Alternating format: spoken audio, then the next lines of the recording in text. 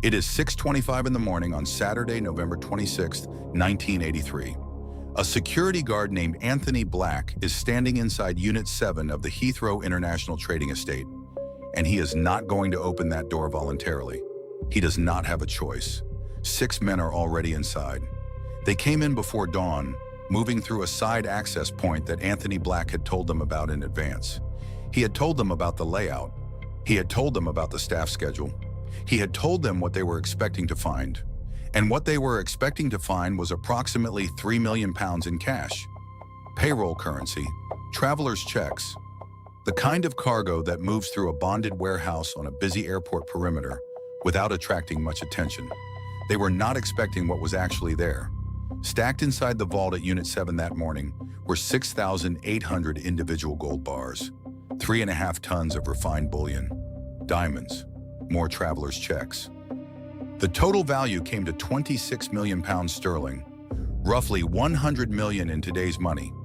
It was at that moment the largest robbery in British history. The 6 men took everything they could carry. They were in and out in under 20 minutes. And when they drove away from Heathrow in the early gray light of a November morning, they set in motion an investigation that would run for 2 decades, cross 2 continents, and eventually pull in agencies from Scotland Yard to the FBI field office in Miami, Florida. The gold was gone, but gold is heavy. Gold leaves traces. And the men who stole it were about to discover that £26 million in bullion is almost impossible to spend. The Brinksmat warehouse at the Heathrow International Trading Estate was a bonded storage facility operated by Brinksmat Limited, a subsidiary of the American security firm Brinks Company. Unit 7 sat within a secure compound on the south side of the airport perimeter, accessed through a series of gated checkpoints. It was not a soft target. The building had reinforced doors, a vault, and a security staff rotation. Movement through the estate required authorization at multiple points. Security cameras covered the approach roads. The vault itself required 2 authorized members of staff to open simultaneously. On paper, it should have been impenetrable to 6 men with handguns. It was not impenetrable because one of the security guards on duty that morning was Anthony Black. Black was the brother-in-law of Brian Robinson, one of the 2 men who planned and led the robbery. Robinson, a career criminal from southeast London with a string of armed robbery convictions, had been working with his partner Mickey McAvoy for months to identify a score large enough to retire on. Black had provided the operational detail. He had given them the entry point, the vault codes, and the staff rota. He had described the dimensions of the loading area, the position of the internal CCTV cameras, and the precise timing of the overnight shift changeover. He was, in every meaningful sense, the inside man. When the 6 robbers entered Unit 7, they restrained the 6 security guards on duty, dousing at least 2 of them with petrol and threatening to set them alight unless the vault was open. The guards were bound with tape, forced to the floor, and kept under guard while the vault was accessed. One guard described hearing the distinctive sound of trolley wheels on the concrete loading floor as the bars were moved out, a detail that stayed with him for years. The vault was opened. The robbers loaded the gold onto trolleys and into a waiting vehicle. They were gone before any external alarm brought a response. By the time police arrived at Unit 7 on the morning of November 26, 1983, the crime scene was already an hour old. Detective Chief Superintendent Brian Boyce of the Metropolitan Police Flying Squad took command of the investigation. The Flying Squad, and officially C8, part of the Serious and Organized Crime Command, had handled armed robbery investigations across London for decades. Boyce was experienced, but the scale of what had been taken at Brinksmat placed this case in a different category from anything the Flying Squad had encountered before. The immediate task was identification. Anthony Black was interviewed within days. His connection to Robinson was established quickly through family records. Detectives cross-referenced the staff roster against the known associates of Southeast London robbery networks. Black's surname matched Robinson's family tree within the first 48 hours of the investigation. When detectives sat Black down for formal interview, he held out for less than a session. Black confessed. He was arrested, charged, and ultimately pleaded guilty to conspiracy to rob. He received a 6-year sentence and became the prosecution's first cooperative witness. Brian Robinson and Mickey McAvoy were arrested in December 1983, less than a month after the robbery. Both were convicted at the Old Bailey in October 1984. Robinson received 25 years. McAvoy received 25 years. The judge described the crime as one of the most serious armed robberies in English legal history. The convictions looked like a resolution. They were not. Robinson and McAvoy were in custody, but 26 million pounds in gold was not. Not one bar had been recovered, not 1 gram. I spent time going through the documented case history on this investigation, and one detail kept nagging at me. The men who physically carried the gold out of that warehouse were caught within weeks. The gold itself remained missing for years. That gap in between the arrest of the robbers and the eventual tracing of the money is where the real story lives. The gold was already moving. While Brian Boyce's flying squad team was building the robbery case in late 1983, a separate chain of events had begun in the West Midlands and in Bristol. The Brinks-Mat bullion had been passed almost immediately after the robbery to a network of handlers and receivers. At the center of that network was a man named Kenneth Noy. Noy was 40 years old in 1983. He lived in West Kingsdown, Kent, in a large property called Hollywood Cottage. He was publicly a businessman. He dealt in property. He had interests in building and construction. He was known locally as a man of means who drove expensive cars and kept his affairs quiet. He was also a long-established figure in the criminal networks of Southeast London, connected to fences, dealers, and moneymen who operated in the shadow economy running parallel to the legitimate one. Noy had connections to a Bristol-based gold dealer named Garth Chappell and to a smelting operation run through a company called Scadlin Limited in Bedfordshire. Within weeks of the robbery, bars from Heathrow were arriving at smelting facilities where they could be broken down, recast with different hallmarks, and introduced into the legitimate gold market as normal commercial bullion. The method was straightforward in concept and extraordinarily difficult to detect in practice. Gold is a commodity. It has no serial number. Once it is melted and recast, it cannot be distinguished from any other gold. The original Brinks-Mat bars had been manufactured by Johnson Matthey, each stamped with a serial number and an assay mark. Those marks could be smelted away in a few hours. What came out of the crucible was untraceable. By early 1984, portions of the Brinks-Mat gold were already circulating in the legitimate bullion market. Scadlin Limited was processing what it described as scrap gold. The VAT returns were filed. The paperwork was in order. From the outside, it looked like a normal commercial operation. The proceeds were not kept in Britain. What this case illustrates is something that law enforcement agencies on both sides of the Atlantic had not fully confronted in 1984. The merger of old-fashioned armed robbery with the financial architecture of organized crime. The men who hit the Brinks-Mat warehouse were traditional South London armed robbers, but the machinery they plugged into to dispose of the gold belonged to a more sophisticated world. Offshore accounts, shell companies, real estate investment. That crossover was new, and it demanded a new kind of investigation. The flying squad could catch armed robbers. Catching the financial network that processed their proceeds required a different set of tools entirely. Detective Inspector Tony Lundy was among the Metropolitan Police officers who began developing intelligence on the network around Noy and Scadlin in 1984. Surveillance was established on Hollywood Cottage in West Kingsdown. Officers from C11, the Metropolitan Police Intelligence Unit, began logging vehicles, visitors, and movements. Observers noted that Noy received a regular stream of visitors who arrived in transit vans and left without the vehicles appearing to carry anything. The pattern, repeated across several weeks of observation, pointed to the property as a staging or storage point rather than a simple residence. The surveillance operation was meticulous. It was also dangerous.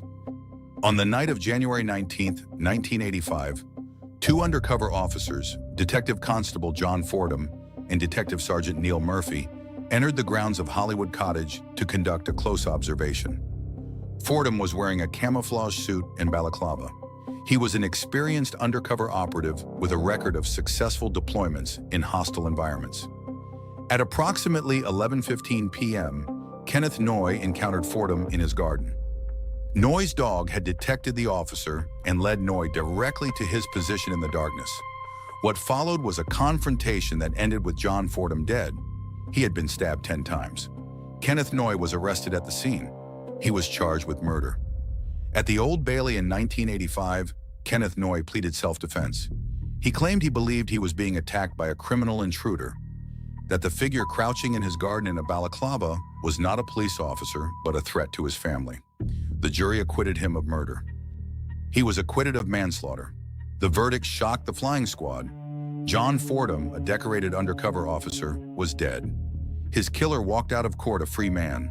The acquittal felt like a catastrophic failure, but the investigation did not stop. Even as the murder trial was proceeding, HM Customs and the flying squad had been building a separate financial case against Noy, Chappelle, and others connected to the Scadlin operation. Investigators had traced invoices, cross-referenced VAT filings against actual bullion market prices, and identified anomalies in the declared weight and origin of the scrap gold that Scadlin claimed to be processing. The paper trail was incomplete, but it was real. In 1986, Kenneth Noy was convicted of handling stolen gold from the Brinksmat robbery and of conspiring to evade VAT on the proceeds. He was sentenced to 14 years in prison and ordered to pay a fine of £250,000. Garth Chappelle received 10 years. The VAT fraud alone had involved more than £3 million moving through Scadlin's books. But by 1986, investigators had established that the total amount of money processed through the network was far larger. The gold had been converted to cash. The cash had been moved, and the trail led away from Britain. The question investigators could not yet answer was where the money had gone. Here is what the court transcripts from the 1986 proceedings don't make immediately obvious. It took a separate transatlantic investigation to trace where the bulk of the proceeds actually ended up. And that investigation brought in an agency that had no direct role in the original robbery, the Federal Bureau of Investigation. The Scadlin operation was dismantled. Noy and Chappelle were in custody. But the money, tens of millions of pounds by this point, moving through layers of conversion, had crossed the Atlantic. The FBI's Miami field office was about to open its own file on the Brinksmat case. Miami in the mid-1980s was simultaneously the most glamorous and the most financially corrupt city in the United States. The cocaine trade had flooded South Florida with cash. Banks along Biscayne Boulevard were processing deposits that arrived in grocery bags and cardboard boxes. Federal regulators were overwhelmed. The Bank Secrecy Act of 1970 required financial institutions to report cash transactions over $10,000. But the sheer volume of money moving through Miami's financial system had created a culture of deliberate non-compliance. Into this environment, money from the Brinksmat proceeds began to flow in the mid-1980s. The mechanism was real estate. Florida property was booming. Cash could enter the market through legitimate-looking property purchases, cycle through a series of transactions, and emerge as clean capital on the other side. The FBI's Miami division, which had been running parallel investigations into South American cartel money laundering, was already familiar with the technique. The transatlantic connection was established through intelligence sharing between the Metropolitan Police and the FBI's legal attaché office in London, known as Leggett London. British investigators had traced cash movements through Isle of Man trust accounts and Panamanian registered shell companies. Some of those flows terminated in Florida. The FBI was formally brought into the investigation through a joint liaison arrangement that used existing Bank Secrecy Act authority to subpoena records from Florida financial institutions. What the FBI analysts found when they began reviewing those records was a pattern that matched almost exactly what they had seen in cartel laundering cases. Wire transfers originating from Isle of Man trust accounts would arrive at Florida correspondent banks, be converted into cashier's checks, and within days be applied against the purchase price of residential or commercial properties held in the name of nominee companies. The properties would be held for 12 to 18 months, then sold at market price, with the proceeds now carrying a clean provenance as legitimate real estate profit, wired to accounts in Switzerland or Luxembourg. Most people assume that international money laundering investigations from the 1980s were technologically primitive, but the evidence tells a different story.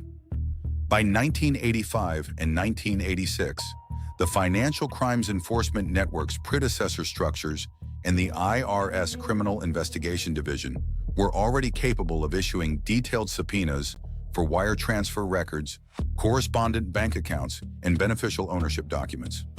The Bank Secrecy Act gave investigators the authority. The question was always whether the documentation trail was clean enough to use in court. Investigators identified a number of Florida property transactions linked to individuals connected to the Brinks-Matt proceeds network. Among the assets identified were residential and commercial properties purchased through nominee companies, with underlying beneficial ownership traceable through the shell company layers to individuals in the UK network. FBI Miami worked with HM Customs officers who traveled to the United States to review documentation. Asset freeze applications were submitted in both jurisdictions. The Isle of Man was a particular concern. The Isle of Man, a crown dependency with its own financial regulatory framework, had become a significant offshore vehicle for British criminal networks in the 1980s. Trust arrangements on the island allowed beneficial ownership to be obscured behind nominee trustees, and the Isle of Man's legal relationship with the UK created jurisdictional ambiguity. HM Customs pursued disclosure through diplomatic channels. Some accounts were eventually frozen, others had already been emptied. Panama presented a harder problem. Panamanian shell companies in the 1980s were effectively impenetrable through conventional mutual legal assistance requests. The political situation in Panama, where Manuel Noriega was still in power until 1989, made formal cooperation with American law enforcement essentially non-existent. Investigators could identify the shell companies. They could not always pierce the corporate veil. Put yourself in the position of an FBI financial analyst in Miami in 1986, sitting with a stack of wire transfer records and a chart showing 15 layers of corporate entities, trying to draw a line from a condo in Boca Raton back to a gold bar smelted in Bedfordshire. The documentation was there, in fragments, scattered across 4 jurisdictions with different legal standards. The work was painstaking, slow, and frequently inconclusive. What it produced, however, was a map.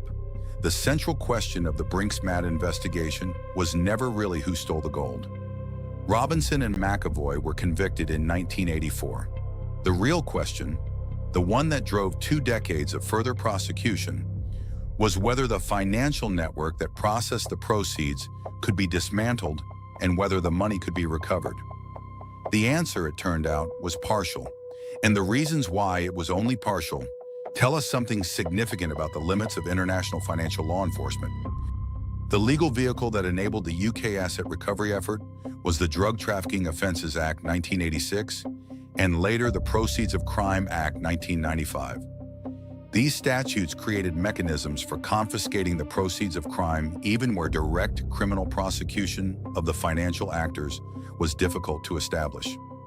Flying squad officers working with the Crown Prosecution Service used these powers aggressively in the Brinks-Matt case, pursuing civil recovery actions against assets that could be linked, even indirectly, to the robbery proceeds.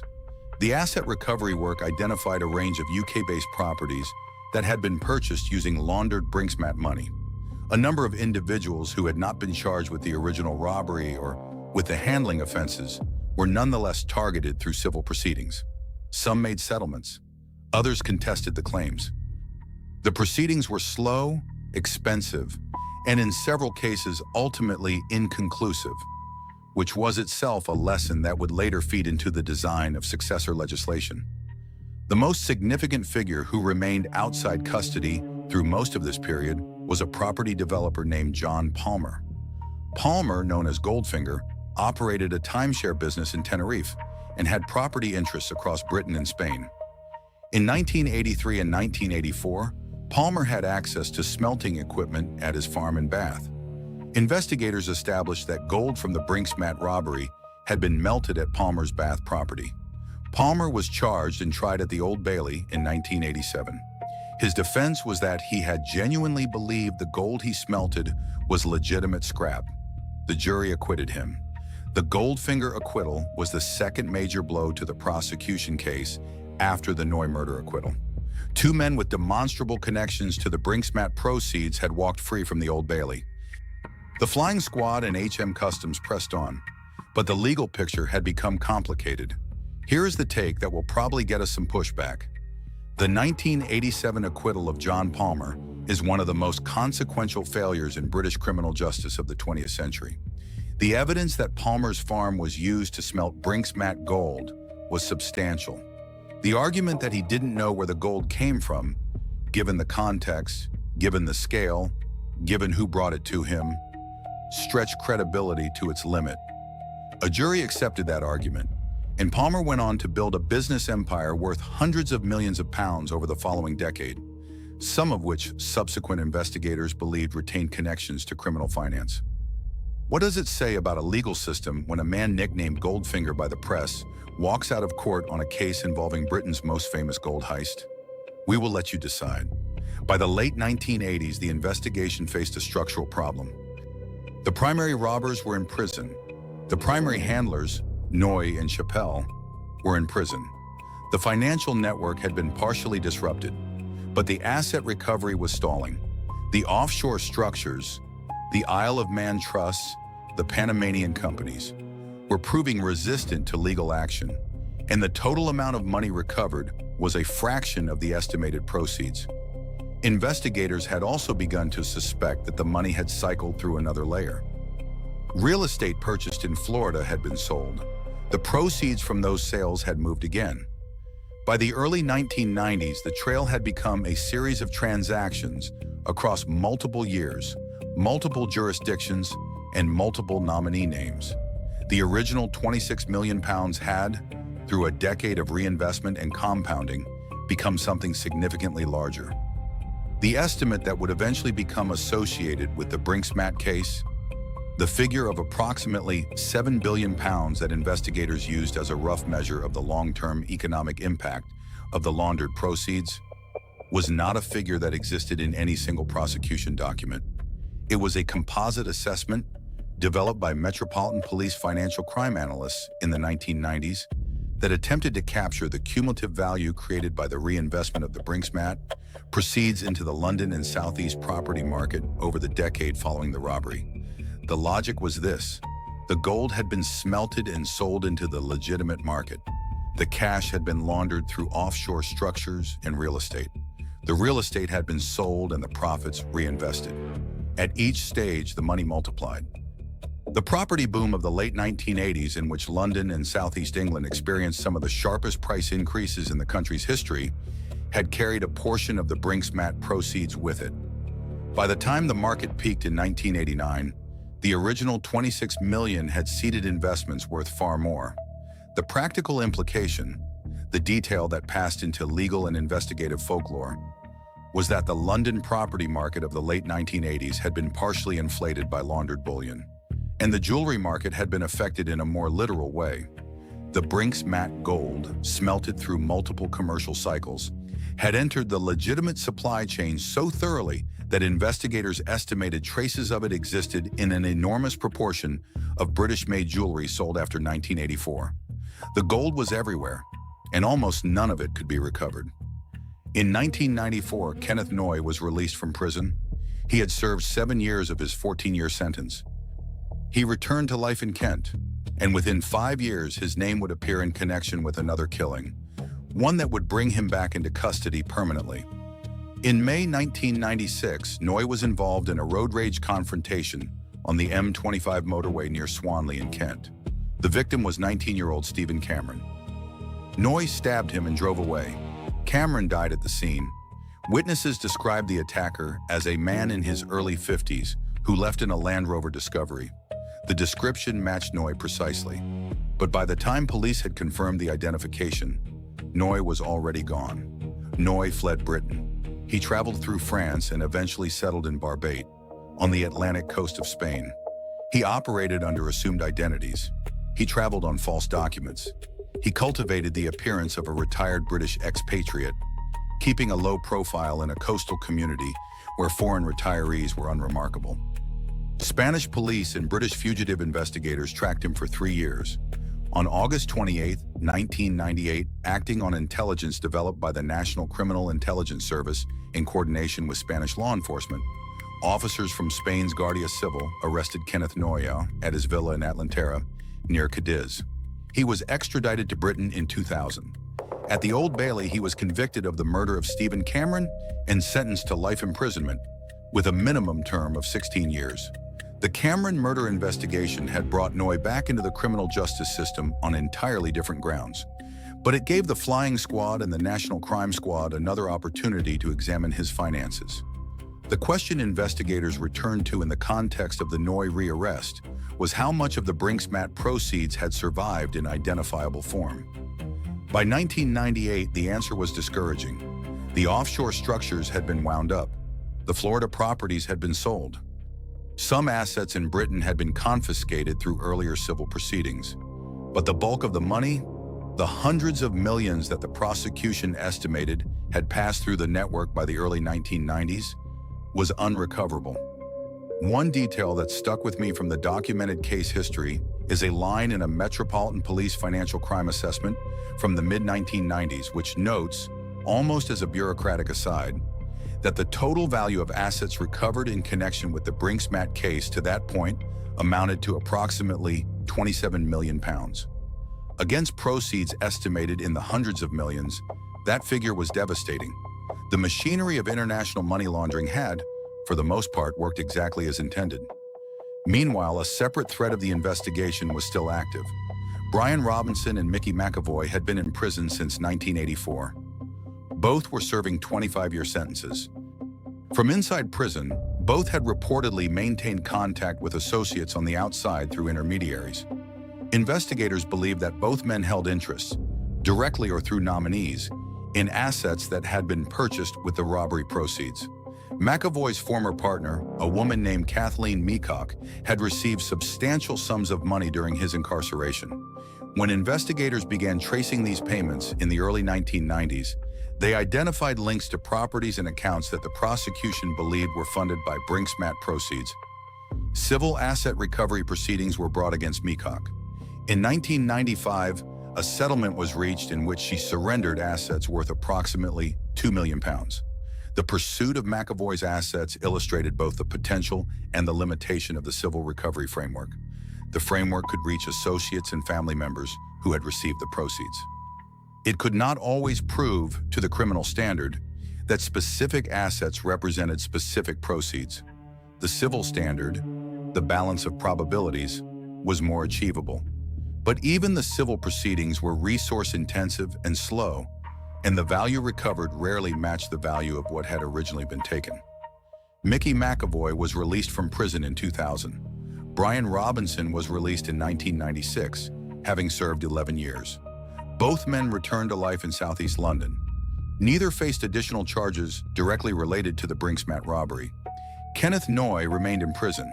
In 2019, he applied for parole. The Parole Board of England and Wales declined to release him. As of the documented record, he remains a serving prisoner.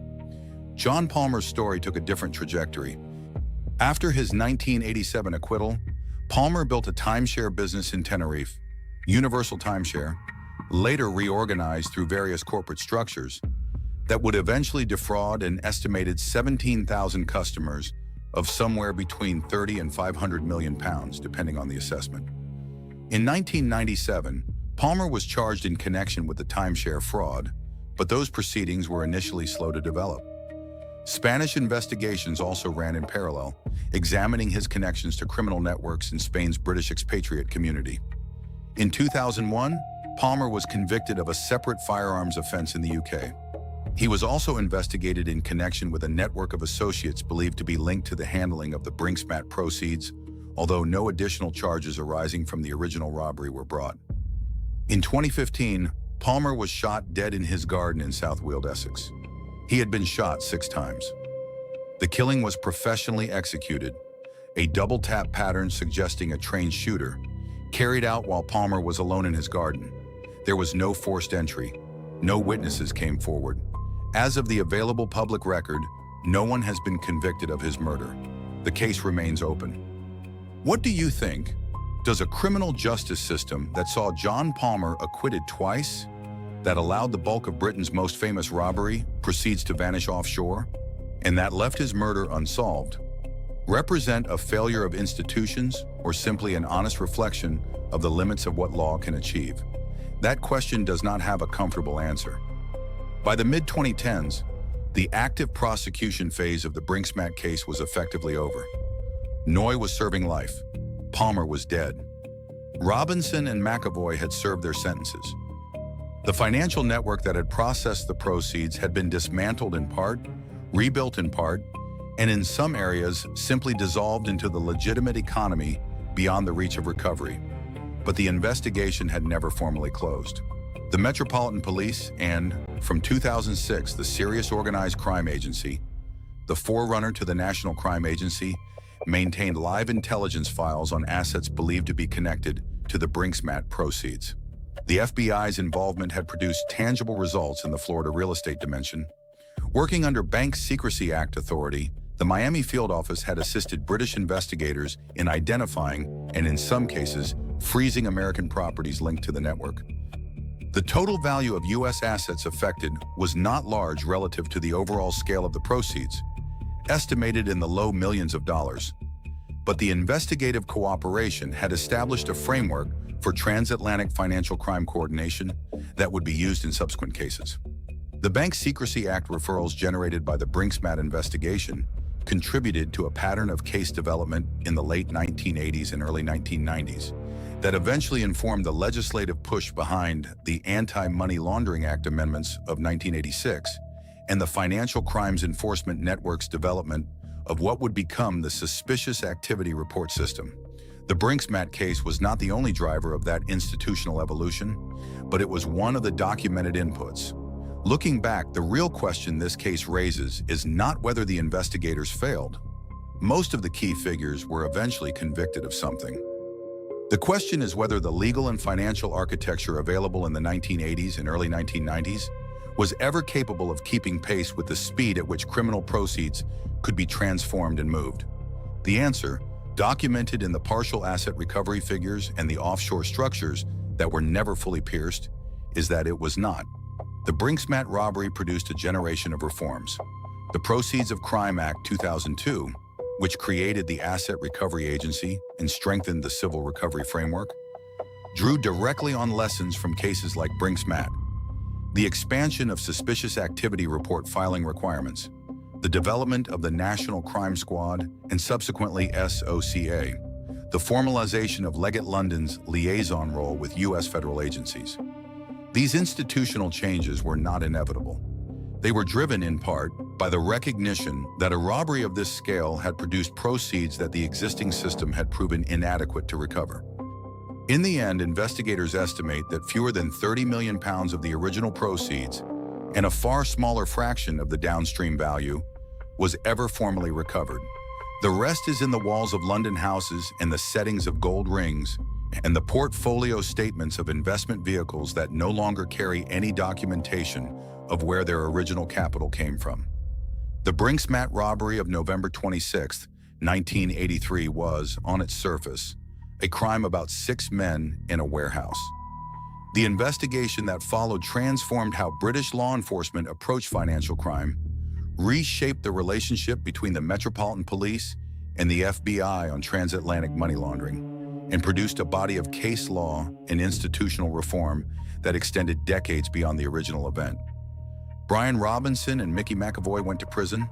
Kenneth Noy went to prison twice for different crimes and remains there. Garth Chappell went to prison. John Palmer was acquitted twice and is dead. The gold was smelted, re-smelted, sold, invested, reinvested, and distributed so thoroughly into the legitimate economy that it cannot now be separated from it. That is not a satisfying ending. It is, however, an accurate one. We are going to keep cutting back into cases like this one. The investigations where the public story and the documented record diverge in ways that matter. If you want to see how far that divergence goes in some of the most significant federal cases of the 1980s and 1990s, subscribe and stay close to this channel. There is a case coming next that starts with a single informant and ends with a question that federal prosecutors are still arguing about today. Comment yes or no below. Do you think a robbery of this scale could be pulled off at a modern secure facility? Or has the security architecture changed enough to make it impossible? The Brinks Mat file is still open. It has never been formally closed,